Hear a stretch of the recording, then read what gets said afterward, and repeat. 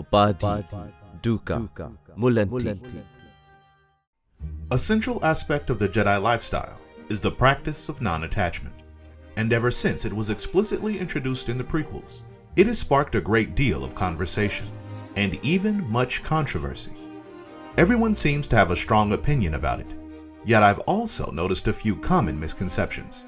So today, let's explore what non-attachment is, in both the context of real-world traditions and within the films, and why the Jedi have chosen to integrate it into their way of life, and even what Luke and Anakin learned from it. So let's see what we can find. First, we'll want to define the terms of attachment and non-attachment. But before that, it's worth mentioning that George Lucas himself considers himself a Methodist Buddhist. So when it comes to understanding the Jedi, we the audience can look to these traditions and thus make the proper connections. Knowing Lucas is drawing from the monastic traditions from all around the world and finding the commonalities. Now, where I think a lot of people get tripped up when looking at these films is by using a strictly Western sense of the word attachment. The Oxford Dictionary defines attachment as a feeling of love or strong connection to someone or something. But that is not quite the definition Lucas is working with here. Going by the monastic traditions from around the world, attachment is clinging to and seeking a permanent source of happiness from impermanent things. It's identifying oneself and well-being with outside sources and a desire for these things to give you pleasure and to forever remain as they are, and grasping onto them for fear you'll be hurt if you lose them. It's possessiveness and self-centrism, built on a frail foundation of conditions. Taking a look into the nuanced meaning of the original Pali Sanskrit word for attachment is fascinating. At the beginning of this video was a quote from the Buddha. It means the root of suffering is attachment. Upadana is where we get attachment, but the word itself means fuel or material cause or source. In other words, according to Buddhism, if suffering is the fire, attachment is the fuel that feeds it. The very heart of the Buddhist way is founded on the acknowledgement that unfortunately life is full of suffering. Therefore, as conscious beings, it is our duty to reduce suffering for others and for ourselves, and that the root of suffering is attachment. As a young Krishnamurti said in the Young Indiana Jones series, "You see, people want things they cannot have, and that makes them sad, and they suffer." And this is closer to the definition Lucas is going for. Put simply, it's a dependence on outside sources being a certain way in order to maintain your state of being and your state of mind. Forgotten me completely. And this can be for more than just people. What? It also can be for other things, such as nations, viewpoints, outcomes, and even one's own constructed sense of self. Young Skywalker. In short, non-attachment is fully enjoying and appreciating people and things for what they are, giving without expecting them to fulfill your wishes and desires, and without one's state of well-being becoming dependent on them. Basically, it's unconditional acceptance and compassion. It is the willingness to face and accept the reality of impermanence and making peace with it. Everything is constantly changing and nothing is guaranteed. So non-attachment is a way of keeping oneself free from identifying themselves with fixed ideas of the way they want things to be, not clinging to selfish pleasures, not seeking permanent happiness from impermanent things, rolling with the punches, so to speak, while striving to reduce suffering. It's being in a place where you'll be okay with or without them, maintaining your balance when things don't go your way. Essentially, it comes down to selflessness versus selfishness. Or you could say caring versus craving. Because basically, non-attachment is like allowing a river to freely flow, while attachment is like a dam which obstructs compassion for all. A helpful synonym for non-attachment is equanimity, which allows you to freely accept and adapt to change without getting hung up. It liberates you to being open to the way things are, freeing you up to engage intimately with life and act with pure compassion, untainted by personal agenda. A helpful synonym for attachment is possessiveness, which in turn will actually enslave you, as your fear of losing your attachments will control your actions. Attachment is not an emotion. It's a psychological need for things to remain the same. It's a fruitless desire to control the uncontrollable. Is it possible to learn this power? It is not detachment. It is not avoidance of or alienation from emotions. Yes, it's okay for Jedi to have emotions. They don't suppress or ignore them. They know that will have the undesired effect. The goal is balance. They acknowledge all their emotions, even the negative ones. What they do is maintain mindfulness and learn to regulate and control their emotions so that their emotions don't control them. She was pleased to see us. Nor is attachment a position uncaring, aloof, disinterested disassociation, or resistance. These things lack love, compassion, and acceptance. The Buddha spoke against these. And I am very proud of you. When one grokks non-attachment, they understand two things. 1. Non-attachment does not mean no emotion, no caring, no friendships, no camaraderie. Yep, Jedi feel all the same emotions as everybody else, and they have deep friendships. The fact is, non-attachment can be seen as the ultimate form of cultivating these things. Because 2. Non-attachment is merely about cultivating the ability to keep oneself from doing these things for selfish, possessive reasons, which can often come at the expense of their loved ones, but certainly at the expense of one's own peace of mind. Jedi value joy and compassion and are trained to accept the inevitability of change when it comes. Basically, in other words, to truly care for someone best is to do so without attachment. The Jedi don't fear relationships. They don't fear attachments. They're simply aware that when it comes to romantic and family relationships, it's natural to prioritize these people over everyone else, since they're essentially a part of oneself. Therefore, they chose to refrain from these kinds of relationships and get their sense of family from the Jedi. So the big question: why do the Jedi choose to practice selflessness and refrain from forming attachments?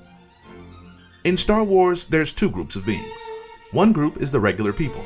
They're basically just like you and me, and like I said a moment ago, when they're committed to their family, partner, or friends, those people become their #1 priority.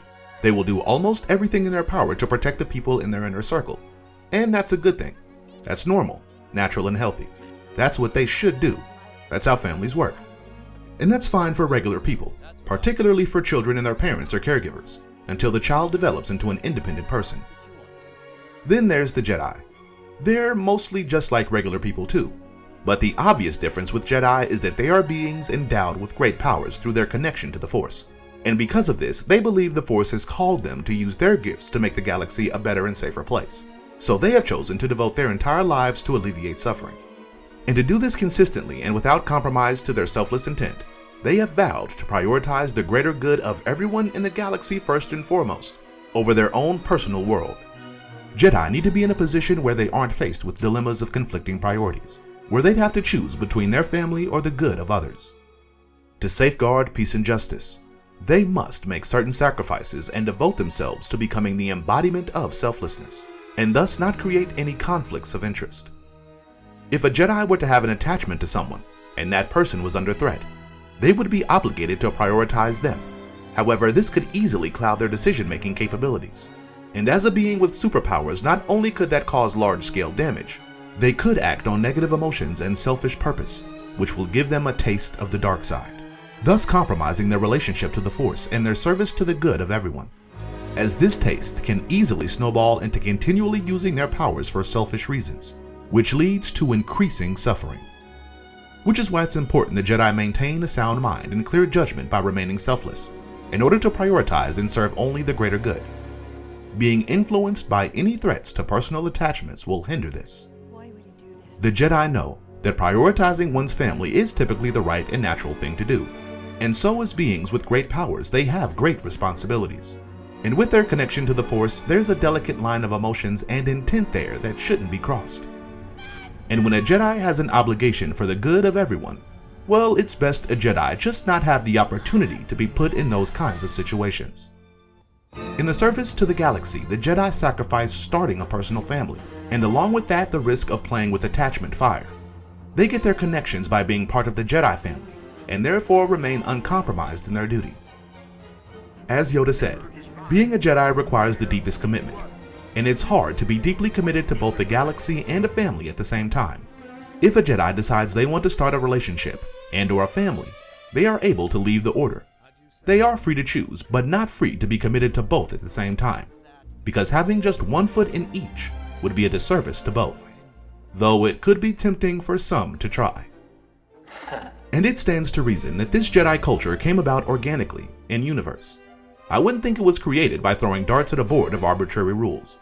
The Jedi had probably run into problems with members who were compromised by their ties to their families.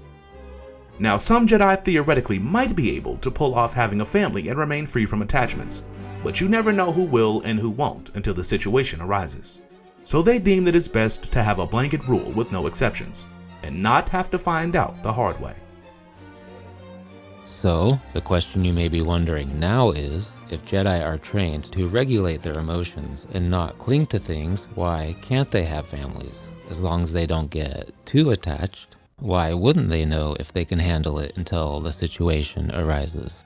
Well, just as it's human nature to prioritize one's family, it's also natural to feel as though one's loved ones are like a part of ourselves, which can become a wish that they would never leave us. But this happens very subtly, and often one is either not aware of it or they won't acknowledge it. These notions can dwell hidden in the unconscious. If someone or something that anybody feels is a part of themselves is suddenly threatened or lost, in an effort to defend them, they could find themselves suddenly going into what is called an emotional hijacking, or an amygdala hijacking.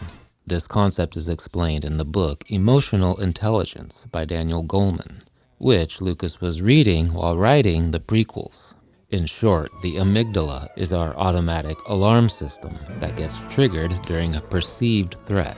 It directs our bodies to react in the best way possible to keep us safe. It's a survival mechanism deep beyond our thinking brain that sends us into fight or flight before we have time to think. Its initial function is beyond our ability to control or tame, and it can be difficult to turn off once it's fired. It's the area for fear and anger, and if your life and/or the lives of your family are threatened, it releases those emotions if they're necessary to help you because of the chemical rushes they supply to the body. When it comes to our family, it's what we call mama bear mode. This urge to defend and protect loved ones is hardwired into the brain and can't be trained out, nor should one try. Which is why it would be unfair to a Jedi and their family to allow them to be in these relationships, but then ask them and expect them not to get attached. Because if one doesn't prioritize their family, they're letting them down. And if a Jedi doesn't prioritize the galaxy, they're letting everyone down. Which is why the Jedi solution is to forego having personal families, because it's one's obligation to protect their family, and this would create a conflict of interest. Case in point, Luke. When Luke launched into kill mode on the second Death Star, it was an impulsive reaction to a twofold attachment. Vader simultaneously frustrated Luke's attachment to changing him back to the light side, while also threatening his attachment to Leia. It was because of Luke's attachments and his conditions for loving his father that he was able to be goaded into trying to kill Vader, after swearing he could never do that, and thus jeopardizing everything Leia and the Rebellion fought for, and everything the Jedi stood for. When Luke finally realized firsthand what must have brought his father to the dark side, and therefore saw how similar he and his father are, things ceased to be about what he wanted from the relationship. Luke cared deeply for his father, but it's only when he decides to confront his own hidden feelings and attachments and love his father no matter what, good or evil, that he opens himself up to true compassion and unconditional love, which is what finally succeeds in getting through to Anakin and turning him back to the good side. Not that Luke condones the evil, but that he still loves Anakin as a person regardless, whether he changes or not. And this pure form of selfless caring, this Jedi-like compassion, is what woke Anakin back up to the good still left in him. And as far as Anakin, this is where Lucas says, Anakin gives up everything he's grown to love in order to save Luke. He gives up his attachments in order to do the right thing, even though he won't live to reap any of the benefits. This is what a Jedi is supposed to do, and this is what the Jedi have taught all along. And this moment is the return of the Jedi. I see some people say Anakin's fall shouldn't have had anything to do with love or attachments. But why not? His redemption did, and Luke's almost turn had everything to do with them. And it seems to me like these delicate and universal aspects of human nature are what the films are all about. Now, what's great about Star Wars is that it shows us the value of forming bonds with our friends and family members, but also the danger of trying to control the uncontrollable, change, nature, what is, and what's more, what can happen when worlds collide and someone goes from family life to a non-attachment monastic way of life and is being manipulated by a bad dude. Greatest of all Jedi. Some people might decry the non-attachment rule, but I say, whatever your opinion on that might be, don't throw the youngling out with the bantha water. I find it captivating how the Jedi's biggest no-no ended up being the thing that saved the galaxy and the Jedi line. The one thing that Anakin couldn't do is what brought about his fall, but also his redemption. As Qui-Gon said in the Clone Wars, "There is always hope, my friend, though it often comes in forms not looked for. The key..." The Jedi have their way, and it works for them. Regular people have theirs. The Jedi, with their special powers and great responsibilities, make necessary sacrifices in service to the Republic, the Order, and the Force. And conversely, regular people have their families, but no special powers. Star Wars shows us the Jedi way and the regular people way are two different things, and both are fine, but they don't mix. Anakin was the unique one in that he had a foot in both worlds, which is something often seen in mythical heroes. Having grown up with his mother, Anakin wanted to keep the familiar comforts of emotional connection, as well as the power and prestige that comes with being a Jedi, without any of the sacrifices. He wanted everything both had to offer, but it was his responsibility to pick one. Trying to mix the two can lead to a slippery slope of misery and suffering. In the end, Anakin managed at the last minute to synergize the two in a one-of-a-kind way. What happens to be the Jedi way is what helped the Skywalkers solve their family problems, and their family problem is what brought them to the Jedi way. But just because Anakin and Luke managed to pull off what they did, and the problem became the solution, doesn't prove that no family rule should be scrapped, or that it won't still be a problem for other Jedi. In fact, I think Luke would know from these exact experiences why the Jedi shouldn't have families, or at least he'd be very unsure about it. It doesn't prove the rule should be thrown out, just that if it is broken, don't rule out the possibility that something good can still come from it. All in all, I don't think the message of the story is that one way of life is better than another, or that the Jedi way is wrong, or that the Jedi should allow relationships and attachments. It's saying both lifestyles are fine, whichever one chooses, but they don't mix, because attachments are often inevitable and happen subtly.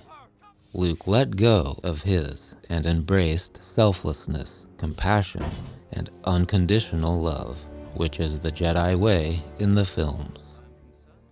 I think if there's a lesson to be learned for the Jedi, it's to relate to regular people more on their level. Don't mix the two lifestyles, but also don't let the gap get too wide.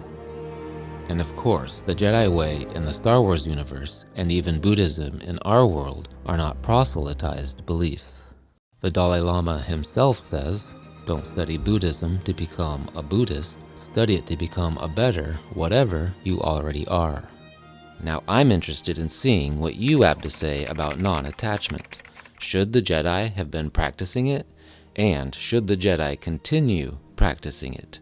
Thanks so much for watching.